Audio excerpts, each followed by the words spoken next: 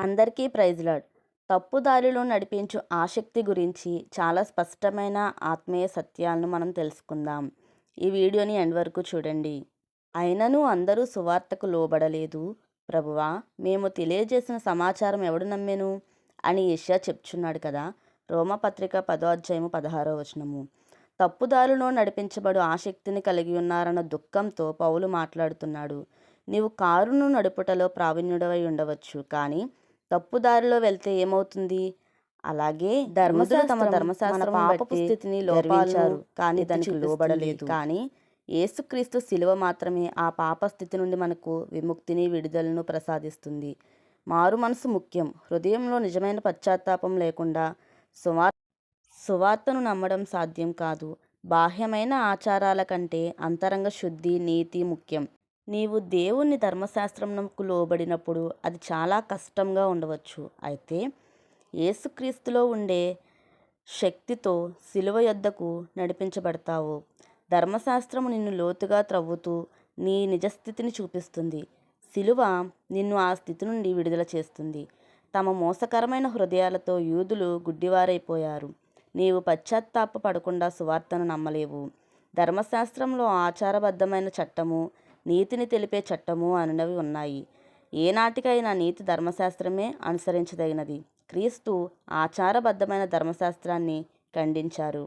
ఆ అజ్ఞాన కాలమున దేవుడు చూచి చూడనట్టుగా ఉండెను. ఇప్పుడైతే అంతటను అందరూ మారుమనసు పొందవలనని మనుషులకు ఆజ్ఞాపించుచున్నాడు. అపోస్తుల కార్యములు 17:30. సువార్త మనుషుల హృదయానికి దేవుని వెలుగును తెస్తుంది కనుక సువార్తను బోధించువారు తమ పాపములను శుద్ధి చేసుకుని దేవుని దృష్టిలో యథార్థవంతులుగా ఉండాలి. యేసుక్రీస్తులోనే విజయం ఉన్నది గనుక ప్రార్థనా విశ్వాసాలతో చెడును జయించగలగాలి. పాపి అయిన వానికి విజయాన్ని ప్రకటించేదే సువార్త. ఏదో ఆసక్తితో జయం పొందలేడు. ఎందుకనగా దేవుని వాక్యము సజీవమై బలము గలదే, రెండంచులు గల ఏటువంటి ఖడ్గము కంటెను వాడిగా ఉండి ప్రాణాత్మలను, కీళ్లను, మూలుగును శోధించుచున్నది. హెబ్రీ పత్రిక 4:12. దేవుని వాక్యము రెండంచుల ఖడ్గం లాంటిది. అది మన అంతరంగ ఆలోచనలను శోధిస్తుంది. కాబట్టి కేవలం తాత్కాలిక ఉద్వేగాలతో లోబడకుండా వాక్య జ్ఞానాన్ని కలిగి ఉండాలి. ఆత్మీయ అన్వయం. యూదులు తమ ధర్మశాస్త్రాన్ని బట్టి గర్వపడ్డారు, కానీ దేవుని సువార్తకు లోబడలేదు. నేడు మనం కూడా దేవునికి, బైబిల్కు వ్యతిరేకమైన ఏ స్వభావాన్ని మనలో ఉంచుకోకూడదు. రాత్రింపగళ్ళు ప్రార్థనా విశ్వాసంతో మనలోని చెడును జయించి దేవుని దృష్టిలో యథార్థవంతులుగా జీవించాలి. దేవుని వాక్య జ్ఞానము మనకెంతో అవసరమై ఉన్నది. గొప్ప ఉద్రేకాల వలన ప్రమాదం ఉన్నది. జాగ్రత్త.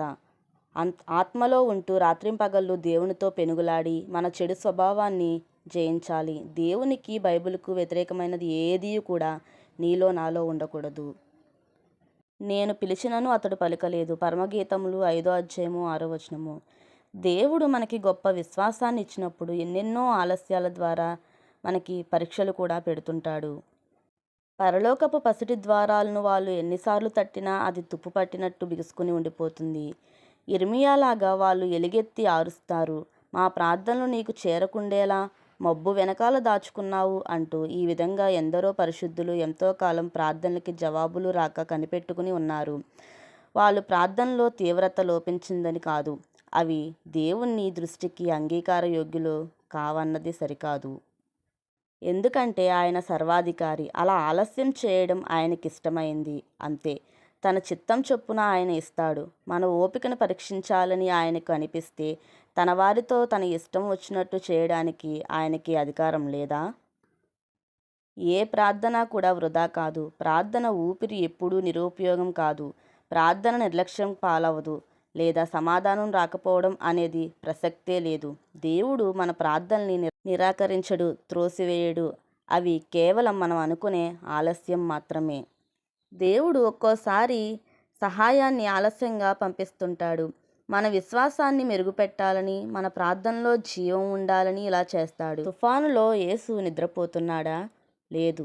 శిష్యులు పడవ అలల చేత మునిగిపోతున్నప్పుడు యేసు నిద్రపోతున్నాడు. శిష్యులు కంగారు పడి, మేము నశించిపోతున్నాము, నీకు చింతలేదా అని అరిచారు. యేసు లేచి తుఫానును గద్దించాడు. ముఖ్యమైన మర్మం, యేసు నిద్రపోయాడు, కానీ సమయం మించిపోనివ్వలేదు. పడవ మునిగిపోకముందే ఆయన కార్యం చేశాడు. మన జీవితంలో కూడా కష్టాలు తుఫానులా చుట్టుముట్టినప్పుడు దేవుడు పట్టించుకోపోవడం లేదు అనుకుంటాం. కానీ ఆయన సమయం దాటిపోనివ్వడు.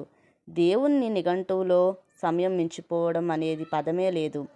లాజరు చనిపోయి 4 రోజులైనా యేసు బ్రతికించాడు.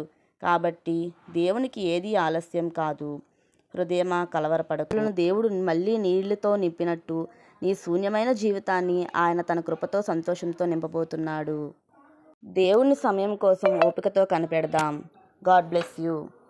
అలాగే వాక్య ఛానల్ సబ్స్క్రైబ్ చేసుకోండి, సపోర్ట్ చేయండి, బెల్ ఐకాన్ ఆన్లో పెట్టుకోండి, లైక్ చేయండి, షేర్ చేయండి, కామెంట్ చేయండి. Thank you for watching.